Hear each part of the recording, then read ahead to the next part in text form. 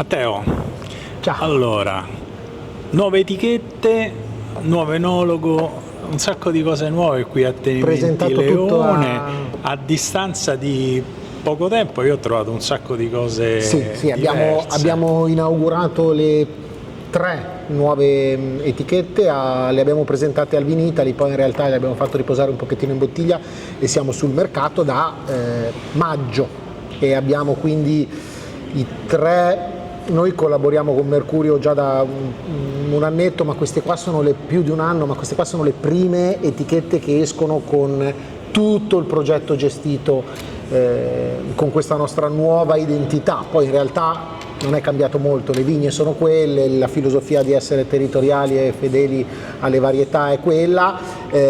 Abbiamo aggiustato un po' il tiro creando appunto queste 3 nuove etichette che sono per il momento 3, nel senso che sono le annate fresche, le 2024 che sono già uscite, ma abbiamo in affinamento altre etichette. La prima che uscirà sarà una bollicina di Bellone che a ottobre probabilmente avremo già sul mercato e poi usciranno un rosso invecchiato, un bianco anche quello invecchiato, però diciamo che usciranno tutte con l'annata 24, quindi insomma i vini che hanno bisogno di più affinamento sono ancora in fase di studio, assemblaggio e affinamento.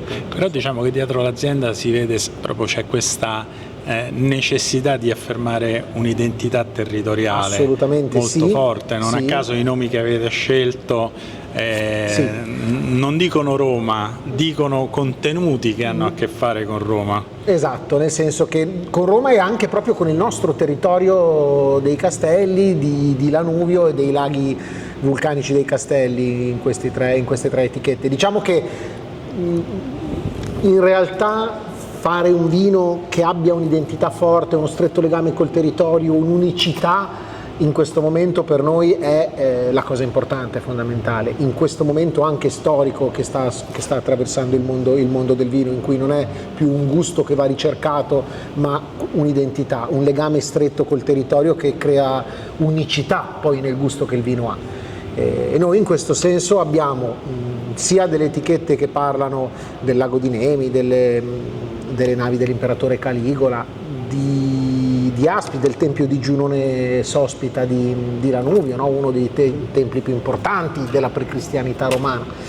E quindi sì, parliamo di territorio e voi siete una presenza importante sul territorio anche in termini di enoturismo, perché insomma avete aperto anche una sala multimediale con un wow effect. Diciamo che la cantina è stata dalla progettazione è stata pensata per essere visitabile e per essere importante dal punto di vista dell'accoglienza. Abbiamo ultimato i lavori, diciamo, con un'ospitalità anche legata a degli appartamenti quest'anno, quindi c'è la possibilità, abbiamo 6 appartamenti bellissimi attorno alla torre nuova di Bresciano, anche se in realtà è del 1600, quindi relativamente nuova, ma nuova rispetto a quella del X secolo che abbiamo sempre all'interno della tenuta. Quindi abbiamo finito quei lavori lì, probabilmente ne faremo altri sempre legati all'hospitality, che quindi è sia accoglienza con pernottamento ma sia visitabilità dell'azienda, e abbiamo ultimato l'anno scorso appunto i lavori finali che tu nella tua ultima visita non avevi visto, che sono appunto questa sala multimediale che unisce la cantina, che è una tappa fondamentale della visita dopo la torre e il vigneto, alla sala degustazione, passando attraverso la barricaia e le grotte di affinamento. Quindi i lavori sono ultimati. Ti faccio una domanda la cui risposta non sarà facilissima. Okay, cosa vediamo. manca secondo te al mondo del vino per, diciamo, avvicinarlo un pochino di più a mercati che magari ad oggi sono un po' ignorati? Secondo me manca,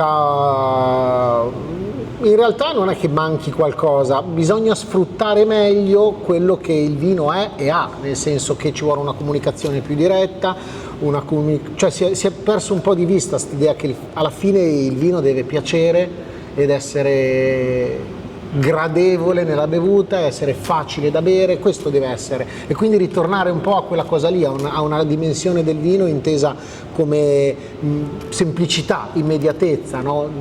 Diretto, nel senso che C'è chi ci vuole ragionare sopra e farci ore e ore di discussione, ben venga. C'è anche chi vuole bere un buon bicchiere di vino facendo due Anche chiacchiere. perché oggi abbiamo condiviso una degustazione dei nuovi vini con 3 persone, erano 3 neofiti. Cioè Assolutamente sì. E devo dire che le domande, comunque sia, per quanto fatte da neofiti, sono comunque interessanti e ti danno una percezione di chi spesso c'è sono quelle più difficili a cui rispondere, no? Quelle più anche più strane, no? Perché sa di Mora, perché ha questo, no? Sono quelle a cui spesso è più difficile rispondere, perché magari sono quelle che uno non si pone se viene da quel settore lì, mentre invece uno che viene da tutt'altro settore e che ha un approccio spontaneo e diretto al vino magari invece si fa dei quesiti. Ecco, noi cerchiamo di avere un linguaggio semplice, diretto a tutti, aperto a tutti, anche perché, come dicevamo, poi in realtà la maggior parte di chi consuma vino non è un intenditore, un profondo conoscitore del vino. La gran parte una componente importante del nostro mercato. È la più importante. Poi dobbiamo anche coinvolgere i giovani, no? Che so che è un argomento a voi anche molto, molto caro. Quindi se bere una bottiglia di vino implica uno studio e una fatica tendiamo ad allontanare tutta una fascia di persone che invece non deve avere quest'idea. Bere il vino è prenderlo, stapparlo, poi se uno vuole approfondire il perché c'è quel gusto, se uno vuole farsi un'idea più o meno chiara, ci deve avere la disponibilità per farlo, ma non è obbligatorio. Quindi ecco, questo approccio immediato e diretto serve al mondo del vino. Tornando al vino Lato Vigna, che annata è questo 2025? Per il momento noi siamo molto soddisfatti, anche queste ultime settimane in cui ha rinfrescato, ha un po' piovuto, non troppo, quindi non abbiamo ancora avuto, per il momento diciamo che siamo contenti. La vendemmia per noi è già iniziata con qualche base spumante, qualche vino un po' più fresco che volevamo avere in cantina, poi non dimentichiamoci che però le ultime varietà si raccoglieranno tra più di un mese, in cui può succedere di tutto, quindi per il momento siamo soddisfatti, ma siamo a un 5% di vendemmiato, quindi insomma c'è ancora tanto lavoro da fare. Adesso anche oggi abbiamo visto che stavano vendemmiando, oggi mi sembra il Vermentino, lo Chardonnay. Senti, ci diamo appuntamento fra qualche mese, non fra qualche anno, perché sennò trovo troppi cambiamenti. Allora, tu puoi venire intanto se ci segui sui social quando presentiamo la bollicina, perché sicuramente potrebbe essere interessante da Bellone. Poi adesso pian pianino iniziano ad uscire anche tutti gli altri vini, quindi vediamoci a fine vendemmia. Ma intanto però del Syrah, come l'ho definito, pericoloso. È vero, abbiamo fatto un Syrah fresco, facile da bere, croccante, con questi profumi anche lì in pepe, insomma abbiamo cercato di mantenerlo un vino da merenda, pericoloso, insomma, ecco, facile. La faccia della merenda. Esatto. Grazie Matteo, alla prossima. No, grazie a voi, la visita, è sempre un piacere.